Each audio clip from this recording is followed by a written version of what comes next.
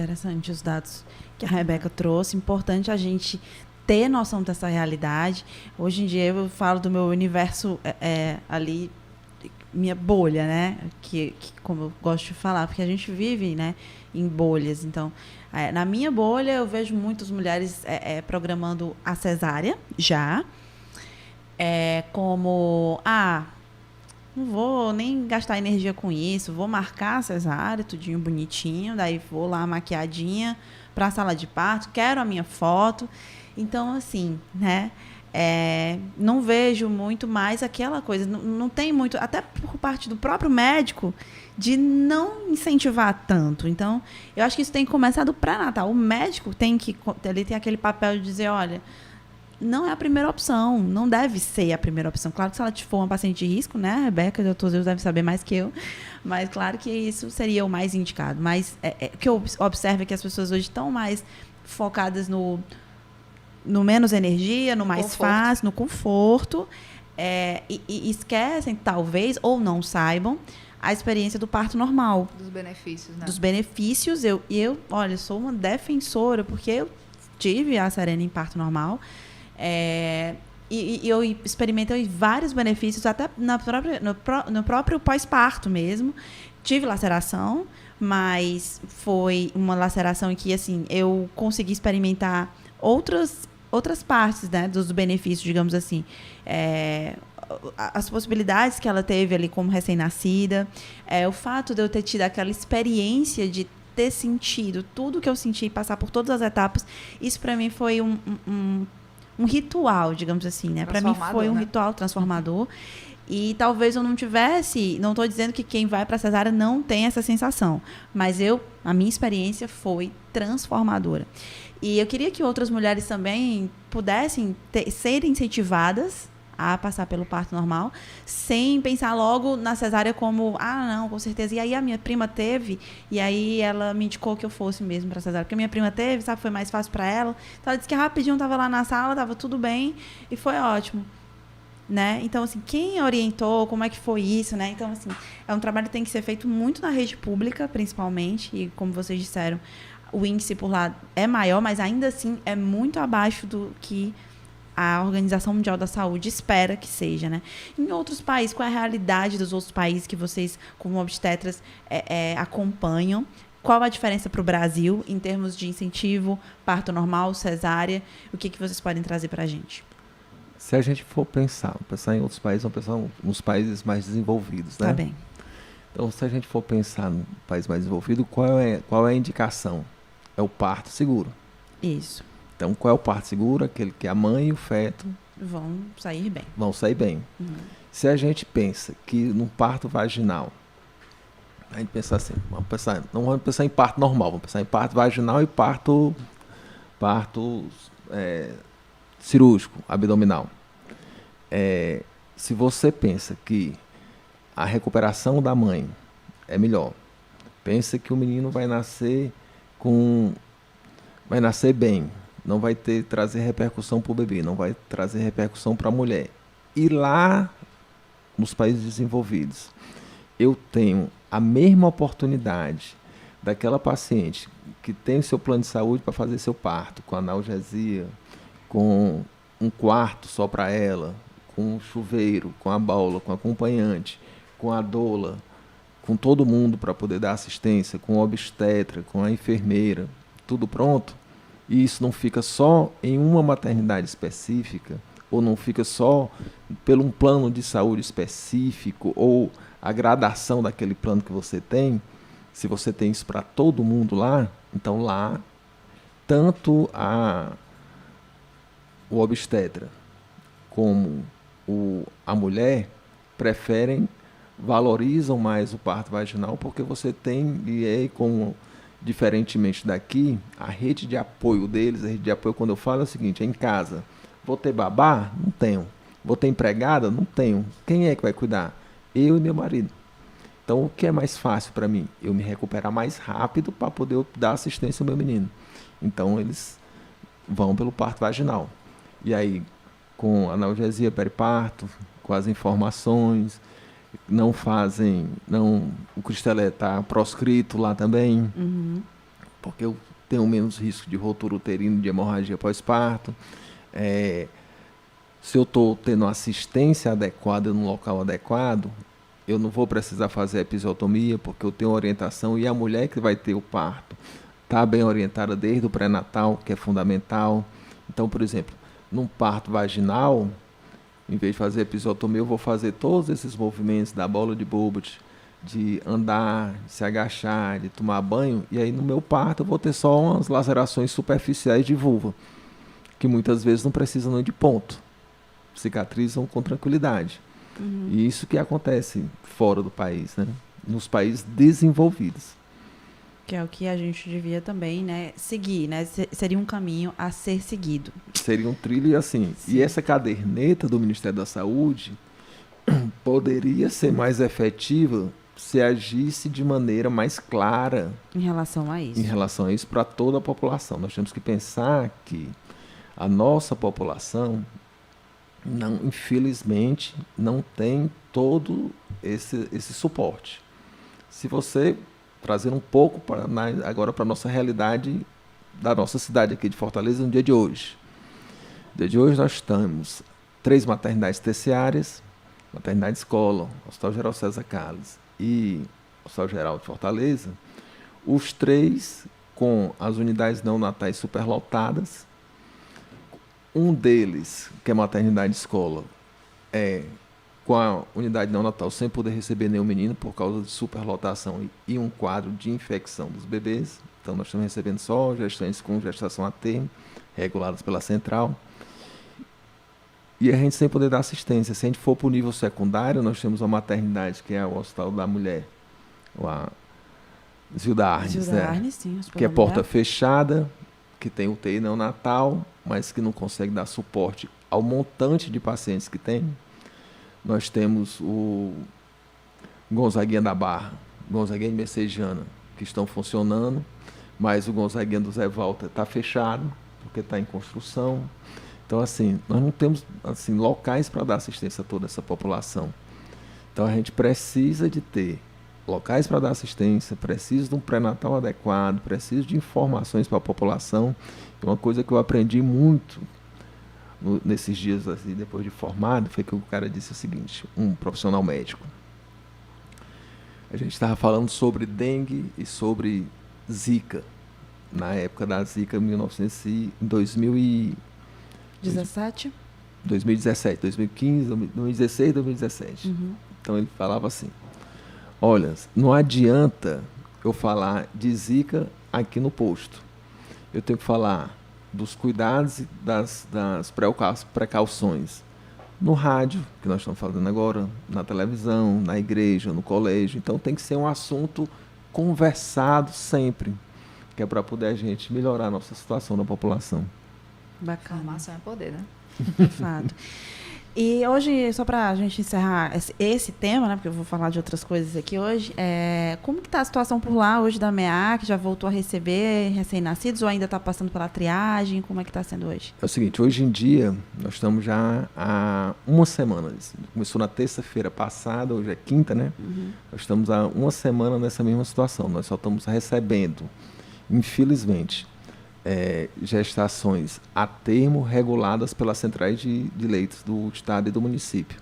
Então, certo. Por exemplo, a gente tenta dar um desafogo para o César Carlos, para o HGF, para os hospitais da região metropolitana, mas só aquelas pacientes que a gente acha que o bebê não vai precisar de UTI. Então, só um paciente com gestação de mais de 37 semanas. Então, não adianta ir para a porta do hospital. A gente não vai poder dar suporte. Então, se você for para as outras unidades e aí eles acharem que tem condições, precisa internar ou para resolver aquela gravidez, eles colocam na central e a central encaminha para a maternidade escola. Perfeito. Doutor Zeus, por curiosidade, quantos anos você está na MEAC? Quantos partos já passaram pelas mãos do senhor? Esses partos deixei de contar quando eu estava na residência. Quando eu estava na residência, eu deixei de contar. Aí, quando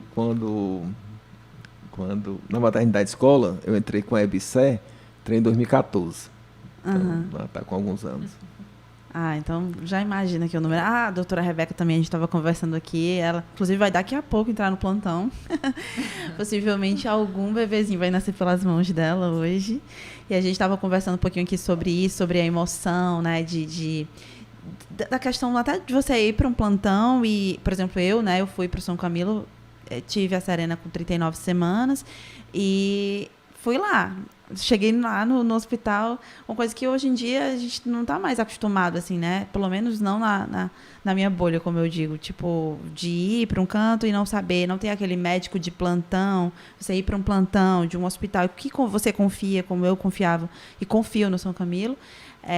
E, de fato, ter essa experiência lá. Então, foi muito interessante. Eu tive também uma excelente médica, a doutora Mariana, que eu queria mandar um beijo para ela e vou convidá-la para ela estar aqui, falando de parto.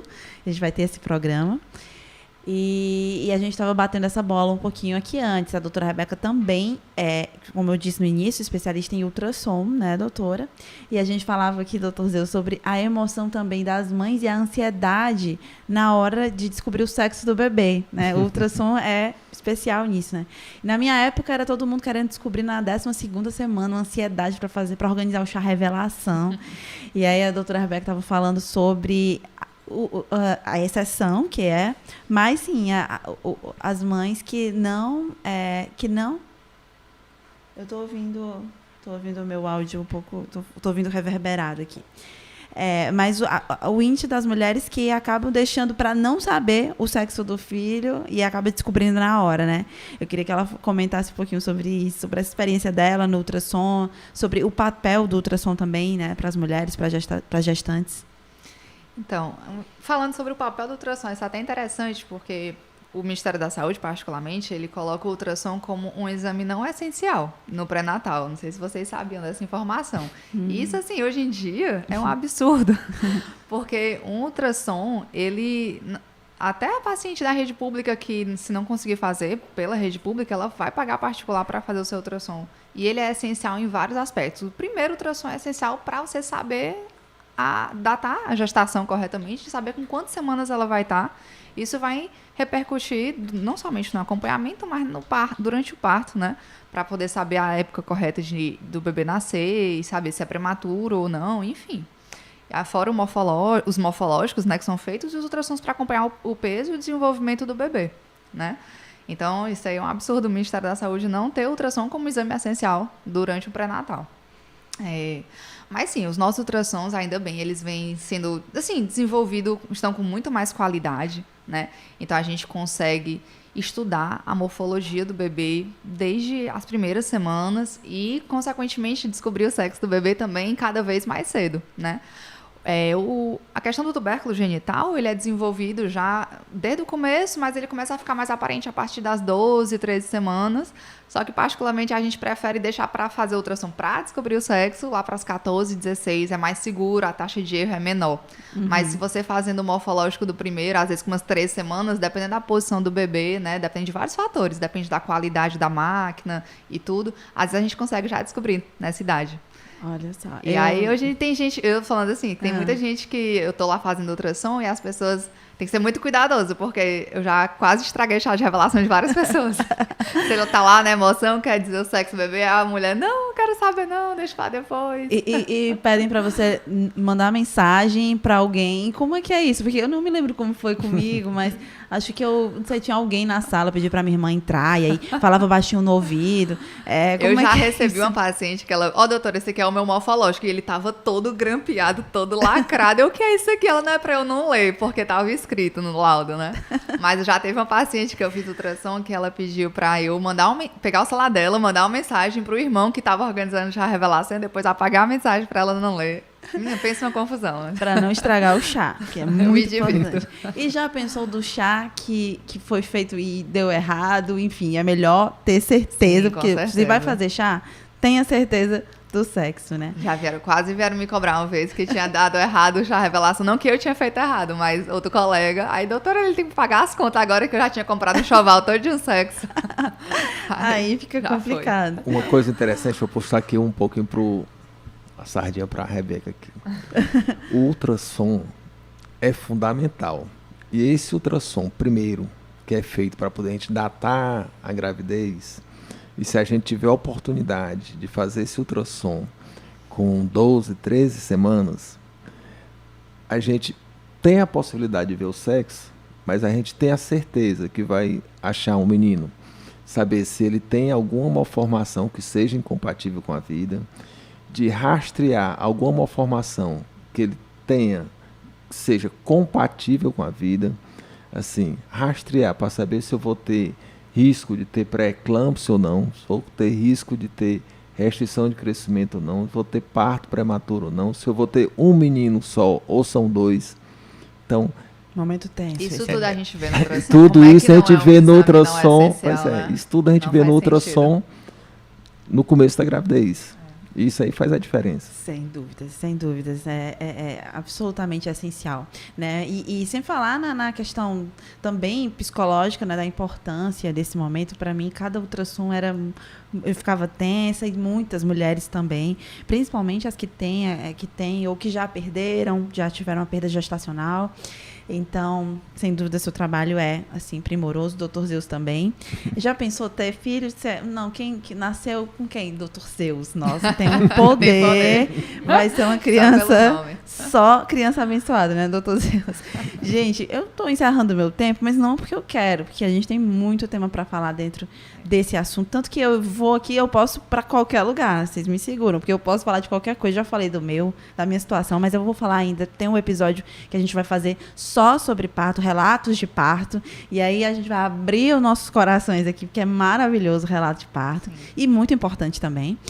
E, é claro, a gente vai ter oportunidade de falar sobre esses outros temas. Mas eu acho que hoje aqui nossa missão foi cumprida, né, da gente realmente conscientizar sobre a importância desse parto humanizado.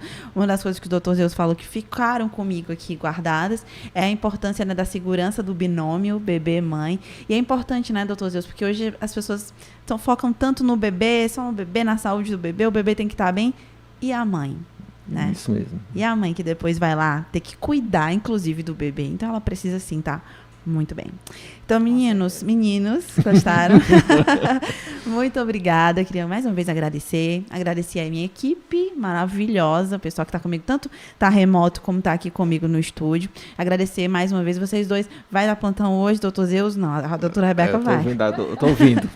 Tá ouvindo. Então vai para casa descansar um pouquinho também, depois aqui do nosso programa. É isso, tá? Vocês querem falar algo mais? Queriam deixar alguma mensagem final? A gente tem só um minutinho. Eu queria só parabenizar por causa pelo programa, pelo tema, que é só uma ponta do iceberg. A ponta do iceberg. Que você vai ter muita coisa para conversar, e aquela experiência que o colega me falou lá. Se a gente não repete esse assunto no rádio, na televisão, no colégio, na igreja, isso aí não reverbera. Não adianta a gente falar só lá no posto. Exato. Eu particularmente queria agradecer também o convite e assim, eu fico muito honrada de poder falar sobre isso, como o Dr. Zeus disse, né? Você transmitir informação, conhecimento para as pessoas, e isso repercute em tudo, né? Então, tinha várias coisas ainda que faltavam a gente pontuar na caderneta, porque, enfim, pelo tempo é difícil, mas eles tiraram a questão das doulas, a presença das doulas durante o parto, a questão de estimular a amamentação com método contraceptivo, que isso isoladamente é um absurdo, visando a questão da nossa população, né? E, enfim, vários outros pontos que a gente poderia falar. Mas me deixei aqui à disposição para todos, né? Tirar alguma dúvida e, enfim, qualquer outra coisa. Sim. E agradecer a Raquel também pelo convite. Imagina. E isso pode ser também um convite que ela fez, né? Pode tirar dúvida comigo, porque vocês podem deixar também as redes sociais. Dr. Zeus tem Instagram, Dr. Zeus? Tem, Dr. Zeus Peron. @Dr. Zeus Peron. Ele não está acostumado com isso, estou percebendo. Ele está meio tímido de falar o Instagram. Mas a doutora Rebeca já está mais familiarizada. Vai, pode falar. @Rebeca L. Matos. É isso, e a gente vai trazer, olha só, ó, tá aí a Monique mostrando direto, ó, tá aí, ó, tá até que é bem midiáticozinho. Ótimo, gostei de ver, viu, doutor Zeus? Vou incentivar, vou marcá-lo, inclusive, em todos os cortes que a gente fizer. A gente vai, quem não pôde acompanhar o programa ao vivo, vai poder acompanhar depois os conteúdos que a gente vai soltar no YouTube, no Instagram e, é claro, também nas plataformas Deezer, Spotify, onde você pode acompanhar também o MamiCast. Obrigada, meninos, doutor Zeus e doutora Rebeca, e queria agradecer também o apoio do grupo de comunicação O Povo, da Rádio Povo CBN, que está aqui também dando todo o suporte para a gente estar hoje aqui fazendo a nossa missão. E o MamiCast volta na próxima semana com outro tema. Já temos nossos convidados de junho todos marcadinhos, fechados.